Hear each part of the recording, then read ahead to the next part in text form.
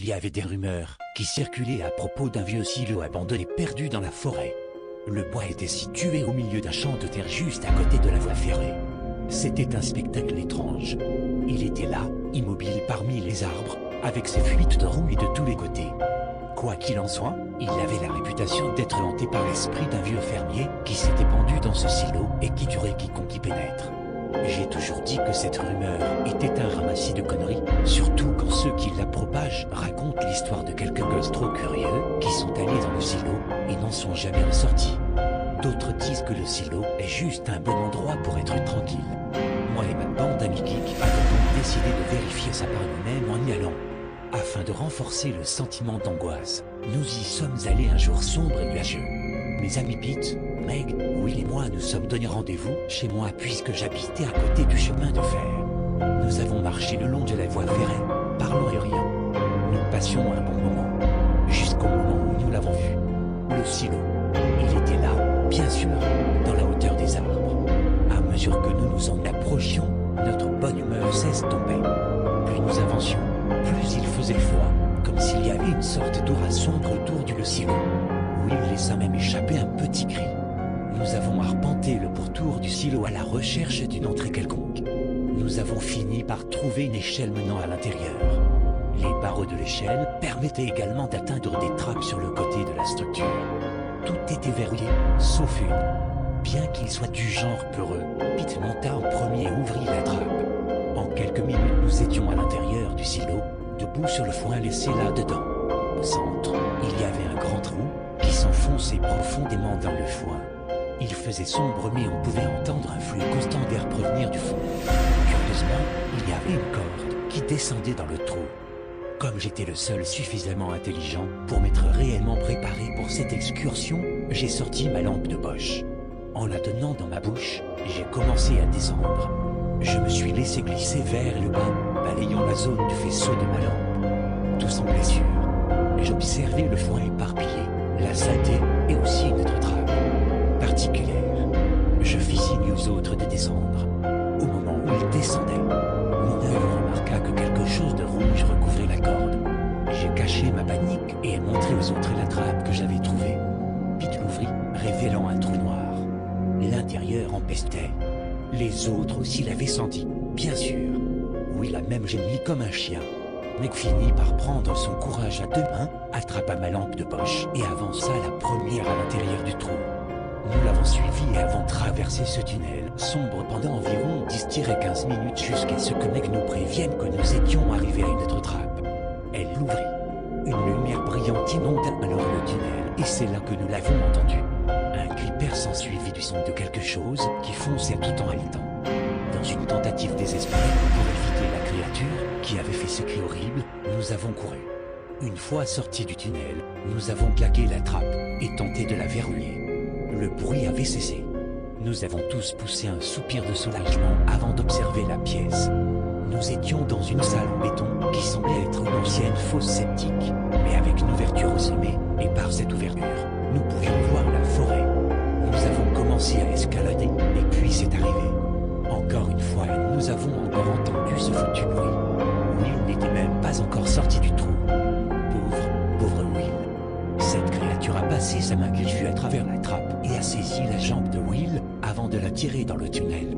Nous avons entendu ces cris terrifiés, puis soudain, le silence. Nous avons entendu le craquement des os et le bruit de chair arrachée. Nous étions pétrifiés, en état de choc. Nous écoutions notre ami se faire tuer. Meg a fini par vomir à cause du bruit. Après cela, nous avons tenté de retrouver notre chemin pour sortir de la forêt. Nous avons cherché un moyen de sortir pendant au moins 1 heure, mais nous avons fini par conclure que la forêt autour du silo était clôturée par des fils barbelés. Nous avons paniqué, n'ayant aucune idée de ce que nous devions faire. La nuit tombait rapidement. Puis, nous avons réalisé que cette chose se trouvait parmi les ombres. Dans une panique désespérée, Meg a grimpé dans un arbre, espérant que la chose ne pourrait pas l'atteindre. Pete a trouvé un petit trou dans le sol et s'est caché à l'intérieur. Mauvaise idée. Encore une fois, nous avons entendu le cri et j'ai regardé cette chose sortir de son antre. Dans la panique, j'ai moi aussi grimpé à un arbre et j'ai observé Pete recroquevillé dans son trou. J'ai également, à mon grand regret, jetai un regard sur la créature. C'était la chose la plus grotesque que j'avais jamais vue. Son visage était recouvert d'un masque d'un blanc pâle contre sa peau foncée. Il semblait avoir seulement 2 trous noirs pour les yeux et un grand sourire fendu en travers de la face. Je n'ai réalisé qu'après quelques minutes qu'il s'agissait d'un masque. Un masque fait avec la peau du visage de Will. J'étais terrorisé tandis que la chose rampait vers Pete. J'étais assis sur une branche tandis que je regardais Pete tenter de s'enfuir, mais c'était inutile puisque la chose l'a rattrapé instantanément. Elle a enfoncé ses 2 mains dans la poitrine de Pete et l'a fendu avec facilité. Les tripes à l'air, la créature les a alors enroulées autour de la tête de Pete et a mutilé son cadavre. Elle l'a traîné vers sa tanière avant de refermer la trappe derrière elle. La créature est ensuite ressortie. Le masque fait avec la peau de Will avait été remplacé par un autre, façonné dans le visage de Pete, pourvu des mêmes yeux creux et de ce foutu sourire. Ensuite, la chose a parlé d'une voix à la fois rauque et douce. « Je suis Zopocket. » Il est ensuite retourné dans son silo. De mon arbre, j'ai entendu Meg pleurer. Je fis signe qu'elle pouvait redescendre, tandis que je descendais moi-même de l'arbre. Et je lui ai dit que nous sortirions vivants de cet enfer. Hésitante, elle descendit de son arbre pendant que j'avais pas la clôture de barbelé. J'ai saisi le fil tranchant et l'ai écarté assez largement pour que Meg puisse passer à travers. Mes mains saignaient mais j'ignorais la douleur pendant que Meg passait à travers l'ouverture. Encore une fois, Zopocket hurla. Dans la hâte, j'ai paniqué et rampé à travers l'ouverture, me coupant au passage. Couvert de coupures et ignorant la douleur, j'ai sprinté avec Meg à travers la forêt jusqu'à retrouver la civilisation. 10 années se sont écoulées depuis, Meg et moi étions heureux, nous vivions ensemble. Je parle au passé pour une raison. La même raison pour laquelle je vous conte cette histoire aujourd'hui. Meg est morte. Elle est morte d'une mort horrible, tellement horrible. Les policiers ont été appelés sur les lieux après qu'elle soit partie faire une promenade dans les bois. On a retrouvé son corps, mutilé. Elle était décapitée, gisant à la lisière de la forêt. J'ai dit le mot lisière, ce qui signifie qu'elle était loin de la clôture de fils barbelé. Mais tout cela ne signifie qu'une chose. Zopocket s'est libéré de sa prison. Il est libre et il vient droit sur moi. Je sais que c'est cette chose. C'est affreux. En ce moment, je regarde notre photo de mariage en essayant de me calmer avec nos souvenirs heureux. C'est dit, ça ne m'aide pas.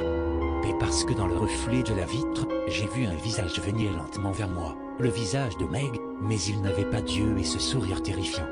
Zopocket, il est ici, il est venu me prendre. Je sens ses mains percer ma poitrine. J'ai compris son motif. Il tue pour la liberté. Pour libérer les gens de l'enfer qu'est ce monde. Et j'ai gagné le privilège d'être libéré. Je suis serein, je souris.